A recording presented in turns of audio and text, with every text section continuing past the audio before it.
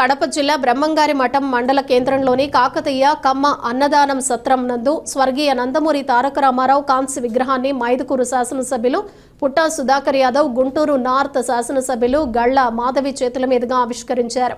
ఈ సందర్భంగా వారు మాట్లాడుతూ నందమూరి తారక రామారావు విగ్రహావిష్కరణ చేయడం తనకు సంతోషాన్నిచ్చిందని పుట్టా సుధాకర్ యాదవ్, అదేవిధంగా దేవుళ్ల రూపం అంటే నందమూరి తారక రామారావు గుర్తొస్తారని, అనేక పౌరాణిక చిత్రాలు నటించి తెలుగు ప్రేక్షకుల మనసులను దోచుకున్న నటుడే కాకుండా కిలో ₹2 బియ్యం ఇచ్చిన మహానుభావుడని కొనియాడారు.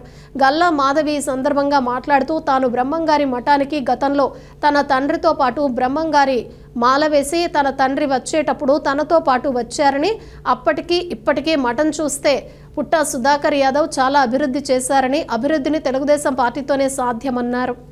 మరి బ్రహ్మంగారి మఠం అంటేనే జ్ఞానభూమి, కాలజ్ఞానం అంటే ఈరోజు ప్రపంచ ఖ్యాతి చెందిన అందరికీ తెలిసింది బ్రహ్మంగారి కాలజ్ఞానం. ఈరోజు ఏ ప్రపంచంలో ఏ మూల వెళ్ళినా కూడా సామెతలుగా చెప్పుకోవాలంటే కూడా కాలజ్ఞానం చెప్తున్నావా, నువ్వేమన్నా బ్రహ్మంగారివా అనే పరిస్థితి ఉంది అని అంటే మరి మనకి ఈ ప్రాంతానికి ఉన్న విశిష్టత, ఆ మహనీయుడికి ఉన్న విశిష్టత అందరికీ తెలిసిందే. అలాంటి ప్రాంతంలో ఈరోజు ఇంత గొప్ప కార్యక్రమాన్ని చేపట్టారు పేరయ్య గారు, కమిటీ సభ్యులందరూ కూడా. దానికి నన్ను ఆహ్వానించడం చాలా చాలా సంతోషంగా ఉంది. ఈ సందర్భంగా మిమ్మల్ని అందరినీ కలుసుకోవడం ఇంకా సంతోషంగా ఉంది. అయితే ఏ సత్రానికైనా కూడా రకరకాల విగ్రహాలను పెడుతూ ఉంటారు, దేవుళ్ళ విగ్రహాలను పెడుతూ ఉంటారు. మరి ఇక్కడ ఎన్టీఆర్ గారి విగ్రహం పెట్టారు అని అంటే ఇందులో వారికి అభిమానం ఒకటే కాదు, మరి కూటమి ప్రభుత్వం ఏర్పడిన తర్వాత ఇక్కడ జరిగిన అభివృద్ధి కార్యక్రమాలకి తార్కాణంగా ఈరోజు అన్న నందమూరి తారక రామారావు గారి విగ్రహాన్ని ఇక్కడ పెట్టుకోవడం మన బాధ్యతగా ఈరోజు వాళ్ళు ఇది చేపట్టడం అంటే చాలా చాలా సంతోషంగా ఉంది. ఎందుకంటే ఎందరో నాయకులు వస్తూ ఉంటారు, పోతూ ఉంటారు, కానీ అన్న నందమూరి తారక రామారావు గారు వేసిన ముద్ర చెరగని ముద్ర. ప్రతి ఒక్కరి మనసుల్లో ఒక నటుడిగా కాదు, ఒక నాయకుడిగా, ఒక మంచి వ్యక్తిగా, మహనీయుడిగా ఈరోజు ప్రతి ఒక్కరి మనసుల్లో, గుండెల్లో ఆయన చిరస్మరణీయుడిగా మిగిలిపోతారు. అలాంటి వ్యక్తి విగ్రహాన్ని ఇక్కడ ఉంచుకోవడం, నిరంతరం ఆయన్ని స్మరించుకోవడం అనేది చాలా చాలా గొప్ప విషయం. అదొక బాధ్యతగా ఈరోజు పెద్దలందరూ భావించి దీన్ని ఏర్పాటు చేశారు. మరి ఇక కాకతీయ అన్నదాన సత్రం గురించి చెప్పుకునే పని లేదు. ఈరోజు శ్రీశైలం వెళ్తే అక్కడ మొట్టమొదటిగా మనకి ఎప్పటి నుంచో కూడా ఎందరికో నివాసాన్ని మనకి ఈ ఆశ్రమాన్ని కల్పిస్తా, భోజనాన్ని పెడతా, నిత్యాన్నదానాన్ని నడుపుతా ఈరోజు ఎందరికో అక్కడ మనకి సౌకర్యాన్ని కలిగిస్తుంది కాకతీయ అన్న సత్రం. దాని స్ఫూర్తితోనే ఈరోజు మనకి బ్రహ్మంగారి మఠంలో దీన్ని ఏర్పాటు చేసుకున్నారు అని అంటే చాలా చాలా సంతోషం. మరి మేము ఎప్పుడు కూడా మా చిన్నతనంలో సంవత్సరానికి ఒక్కసారైనా ఈ బ్రహ్మంగారి మఠం వస్తూ ఉండేవాళ్ళం. మా నాన్నగారు బ్రహ్మంగారి మాల వేసుకుని ప్రతి సంవత్సరం కూడా ఇక్కడికి వస్తూ ఉండేవాళ్ళం. కానీ ఆనాటి పరిస్థితులకి ఈనాటి పరిస్థితులకి ఎంతో తేడా ఉంది. అక్కడికి వచ్చినప్పుడు అప్పట్లో అంటే 10 సంవత్సరాలు 20 సంవత్సరాల క్రితం ఇక్కడికి వచ్చినప్పుడు ఒక దోసల బండి లేదంటే మజ్జిగ కుండ తప్ప ఏం కనిపించేవి కాదు దారిలో. అలాంటిది ఈరోజు పరిస్థితులు చాలా భిన్నంగా ఉన్నాయి. మరి ప్రభుత్వం ఏర్పడిన తర్వాత ఇది మంచి ప్రభుత్వంగా మనందరం ముందుకు వెళ్తున్నాం. ఎటు చూసినా అభివృద్ధి కనిపిస్తూ ఉంది. ఈరోజు ఆ సెంటర్లో నుంచుంటే ఆనాటి బ్రహ్మంగారి మఠం ఇదేనా, అదేనా ఏరియా ఇది అనే అంత ఆశ్చర్యం కలుగుతూ ఉంది. ఈరోజు అంత అభివృద్ధి అనేది జరుగుతూ ఉంది. పెద్దలందరి చేయూతతో మరి సుధాకర్ అన్న లాంటి గొప్ప నాయకత్వంలో ఈ యొక్క ప్రాంతం అంతా కూడా అభివృద్ధి చెందాలి, ఇంకా ఇంకా ముందుకు వెళ్ళాలి. మరి కూటమి ప్రభుత్వాన్ని, తెలుగుదేశం పార్టీని అందరూ కూడా ఎప్పటికీ ఆశీర్వదిస్తూ మమ్మల్ని ముందుకు నడిపించాలి. మీ యొక్క ఆశీర్వాదంతో మేము కూడా ఎప్పుడు కూడా అభివృద్ధి కార్యక్రమాలతో, సంక్షేమంతో ముందుకు వెళ్తాము అని చెప్పి సభాపూర్వకంగా అందరికీ తెలియపరుస్తూ ఈరోజు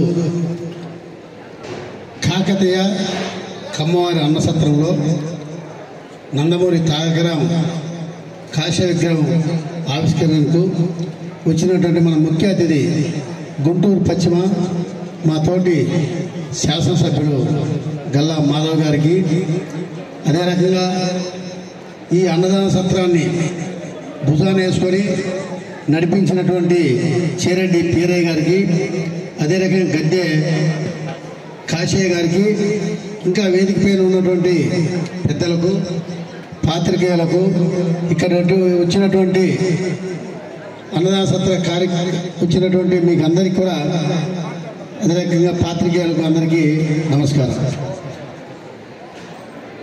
ఈరోజు బ్రహ్మంగారి మఠంలో ఇంత అద్భుతంగా నందమూరి తారక రామారావు కాశ్య విగ్రహం పెట్టడం అనేది చాలా అదృష్టంగా నేను భావిస్తున్నా. ఎందుకంటే ఇక్కడ బ్రహ్మంగారు మఠంలో ఎన్నో రోజుల నుంచి అనుకుంటున్నాం ఇక్కడ ఒకటి ఎన్టీ రామారావు గారి విగ్రహం పెట్టాలి. ఎందుకంటే అన్ని నియోజకవర్గాల కన్నా నందమూరి తారక రామారావు గారు మన మైదుకూరు నియోజకవర్గానికి ఎంతో మనకందరికీ ప్రాణదాత. ఎందుకంటే ఇక్కడ పక్కనే బ్రహ్మసాగర్ రావాలంటే మన తారక రామారావు పుణ్యం. ఈ బ్రహ్మసాగర్ వచ్చిన దానివల్ల ఎక్కడి నుంచి పోతిరెడ్డిపల్లి దగ్గర నుంచి కెనాల్ తీసుకొచ్చి ఈరోజు ఎంతోమంది ఇంజనీర్లు, ఎంత అనుభవం ఉన్నటువంటి ఇంజనీర్లు లెవెల్ ద్వారా తీసేవాళ్ళు. అయినా ఆ రోజు లెవెల్స్ అనేది ఉండేది కాదు. అయినా కూడా అప్పుడు ఇంజనీర్స్ వాళ్ళ ప్రతిభతో ఇక్కడికి కెనాల్ వచ్చి ఈ కెనాల్ ద్వారా ఇదే మైదుకూరులో దిగిన సుమారు 1000 అడుగులు 1200 అడుగులు నీళ్లు బోర్లు వేసినా కూడా నీళ్ళు వచ్చే పరిస్థితి లేదు. ఈరోజు సుమారు ఒక 20-30 అడుగుల్లో నీళ్ళు వస్తున్నాయి. మన అందరికీ మన బ్రహ్మంగారి మఠంలో ఏమనుకునే వాళ్ళందరూ రాళ్ళు రప్పలేనే వాళ్ళే, కానీ ఇక్కడ అభివృద్ధి అనేది లేదు.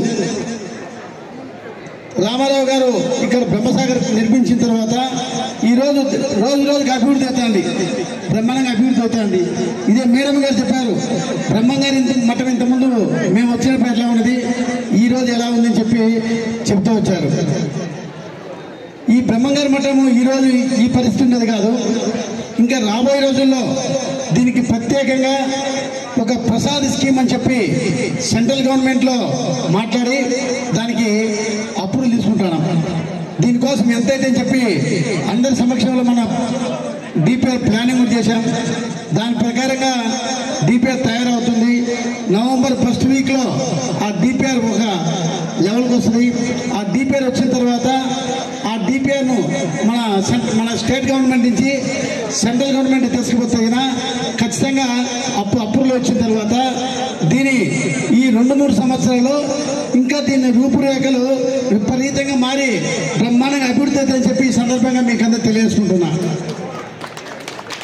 ఆ డిపిఆర్ వాల్యూ ఎంత అవుతుందంటే మేమేదో 40 కోట్లు 50 కోట్లు అయితే అనుకున్నాం, కాదు, దానికి 100 నుంచి 150 కోట్ల వరకు డిపిఆర్ ప్లాన్ చేస్తున్నాం.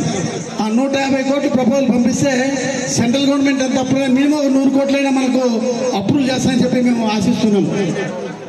ఇవన్నీ అయితే ఖచ్చితంగా మన బ్రహ్మంగారి మఠం బ్రహ్మాండంగా అభివృద్ధి అవుతుంది.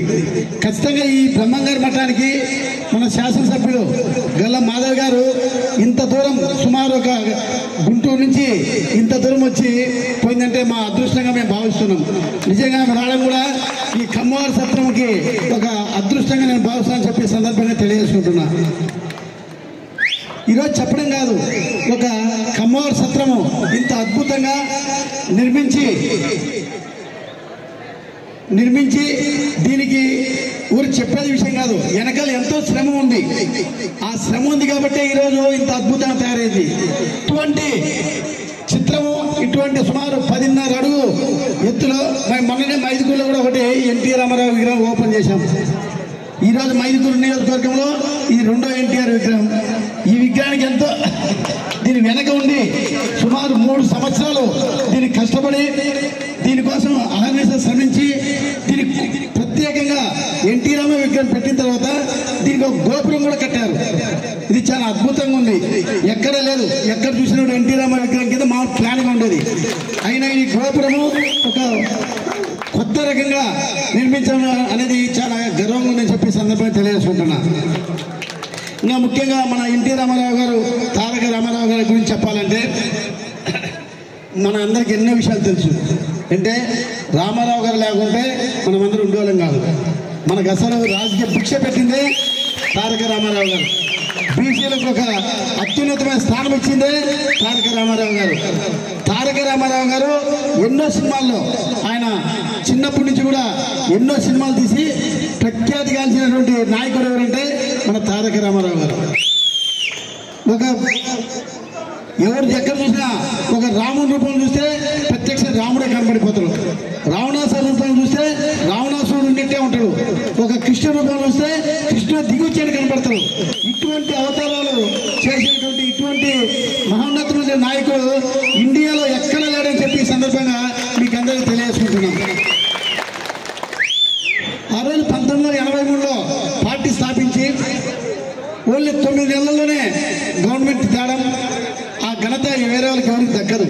ఎటువంటి ఎంజీఆర్ ఉన్నాడు, ఎంజీఆర్ కన్నా ప్రతిభ కలిగిన నాయకుడు ఎవరంటే మన ఎన్టీ రామారావు గారు.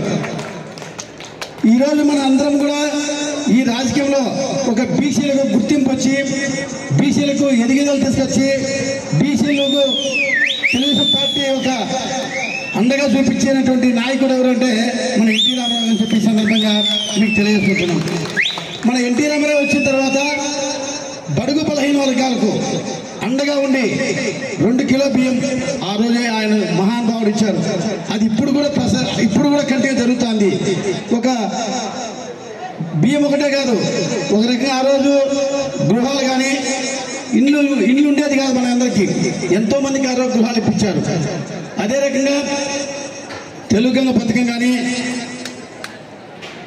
ధర్మలకు ఇక్కడి నుంచి ధర్మలు ఆ రోజు రావాలంటే మన ఎన్టీ రామారావు పుణ్యం. ఆ రోజు ఆ ధర్మం వచ్చింది కాబట్టి ఈరోజు బ్రహ్మాండంగా కరెంట్ కానీ మన జిల్లాలో థర్మల్ ప్లాంట్ ఉందంటే అది ఎన్టీ రామారావు ఘనత.